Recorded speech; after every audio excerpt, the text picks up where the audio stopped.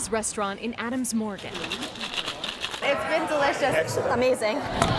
The food is the talk of the town. It feels new and fun and different. Making me think we are in Tokyo. But behind the doors to the kitchen, dueling flavors in a delicate dance. I feel like that's my mission, to introduce Japanese comfort food with a modern twist. Meet Masako Morishita. It always starts with what if. For this top chef, creating culinary magic is an art. So what if, like, if I combine this vegetable, this ingredients, and this flavor? What if? Now garnish. And in DC's culinary world, Chef Morishita is breaking the mold. This one is actually one of our most popular dish we have in a restaurant.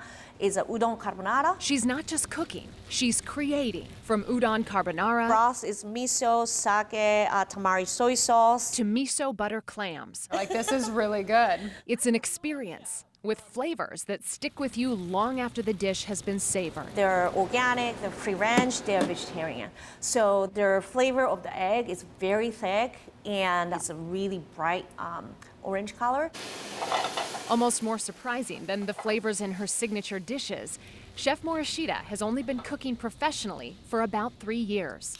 In June, she was given the prestigious James Beard Award for Emerging Chef of the Year. What has this been like for you? I'm so excited, to be recognized. I feel really grateful for James Beard Foundation for recognizing that this very unique style of Japanese food I cook, which is a Japanese comfort food.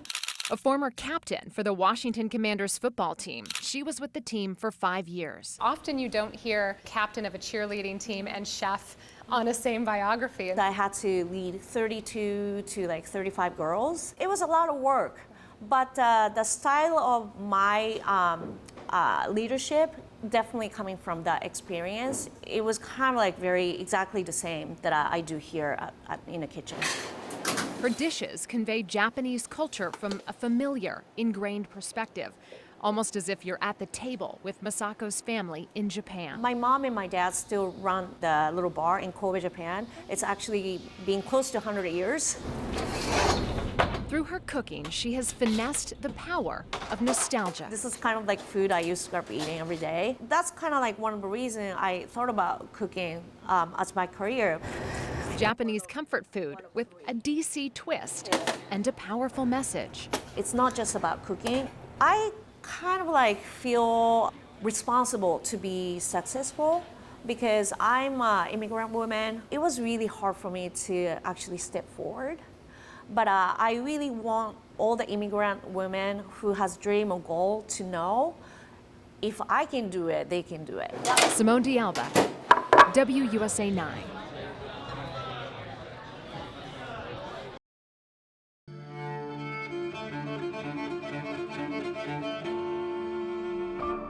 It's the magic of Mount Vernon. One of the most iconic locations in American history, George Washington's homestead, meticulously cultivated, thanks in part to this man. I talk turkey, yeah. That's Dean Norton, and everything you see here, well, he's had a hand in it. Really, Mount Vernon's my life. For 55 years, he has been the director of horticulture and livestock. I know, that's really, when you say a few decades, that's one thing, but half a century, oh my gosh. Since the age of 16, But those were the days. he's worked at Mount Vernon. Yeah, 1969, and the crew back then were almost all World War II vets. They were gruff, boy. When I walked into that grounds building, I had never heard words like that before in my life and didn't know what half of them meant. At what point did it start to evolve into something much more than a job for you? Of course, I started thinking I was going to be doing plants and animals, but it became really clear that it was all about history as well. And you'd be hard-pressed to find someone who knows more about our first president than Dean Norton. Washington was a very detailed person and very observant, and the most observant people are really the best people because they take time to look at something and study it and understand it. And that's exactly what Norton has done for half a century here at Mount Vernon, longer than George Washington himself lived here. Our goal is to make this property as close as possible to the 18th century so that if Washington were to return for some reason or another, he would come back and go, things are looking pretty good. It's like strolling through a time capsule, all of it dedicated to bringing 18th century aesthetic to life. From the livestock to the iconic gardens. Walking the Bowling Green Serpentine Avenues was the evening entertainment, and this would have been the highlight if someone strolled. If you were looking back on your career, would you consider yourself an artist, a scientist? What would you, any of those things? Well, yeah, it's really kind of all of the above, isn't it? But the plan was all laid out. It didn't take my creativity. I'm just putting Washington's thoughts and his creativity back in the ground for him. So this is his design, his garden.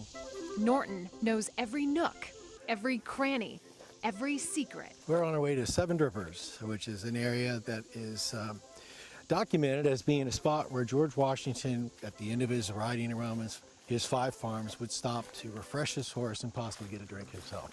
Okay. Very special spot on the property. When you drink this, Simone, you are part of the Mount Vernon family. I hope you know that. I love that. Now Okay, you're stuck with me. I'm cheers. on your team now. All right, Cheers. yeah, absolutely. Clean, fresh, it's great. From hidden springs to hemp. Hemp is industrial. Hemp is not cannabis, it's not marijuana. And so it's there for our interpretation's sake. When I think of George Washington, I don't necessarily think of hemp. Every winter, he would repair his fishing nets with the hemp twine that they would get off the hemp. He said plant it everywhere on the property. And over half a century as Norton dedicated his life to honoring the history and legacy of Mount Vernon. He's also built one of his own. The employees are my family. I met my wife here. Suzanne worked at Mount Vernon, my wife, for 10 years. And it was really Suzanne and I working together that brought a lot of these gardens to life. The couple raising 4 girls. My children, they think of this as their backyard. And nothing was more exciting than walking through a garden and you hear someone call it, "Hey, Dad." But for Norton, it's time. He's calling it a career at the end of the year. What will you miss the most? Walking up the hill and just seeing the house. You just think it's not real. It's so beautiful, it's so perfect. And I have the opportunity to come in the mornings when no one's here, in the evenings when no one's here. I will miss that the most.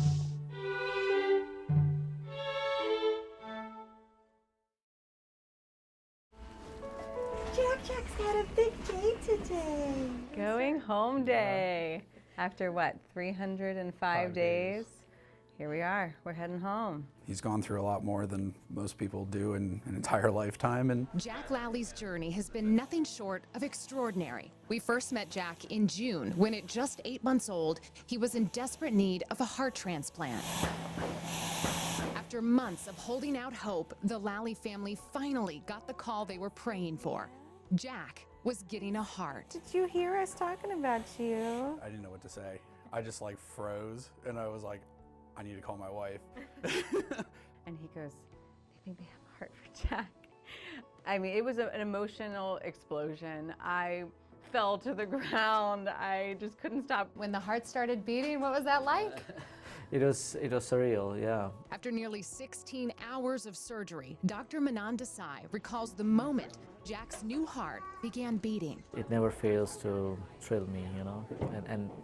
And to be honest, after all the months of hard work that the team put in, this kind of happy endings is the fuel to our passion. Your message for baby Jack.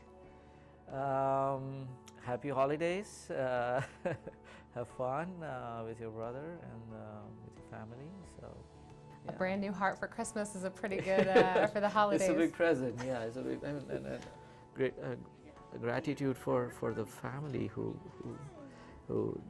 decided to donate such a valuable gift. The donor family's gift turned unimaginable loss into life. It's very hard. That's why I'm very, very grateful to the family who agreed to this. They saved a life. They saved several lives, I believe. Before the Lallys left Children's National, they took a moment to honor that very family. A hero's walk met with an uproar of applause and a flag ceremony. While raising the flag seems so small, it resembles something so huge. Yeah. Honoring a life who gave Jack his second chance. I'm really thankful that there's an opportunity for something as dark as death can turn into something as light as a life for my child too. Because the truth is that the fight for Jack took an army.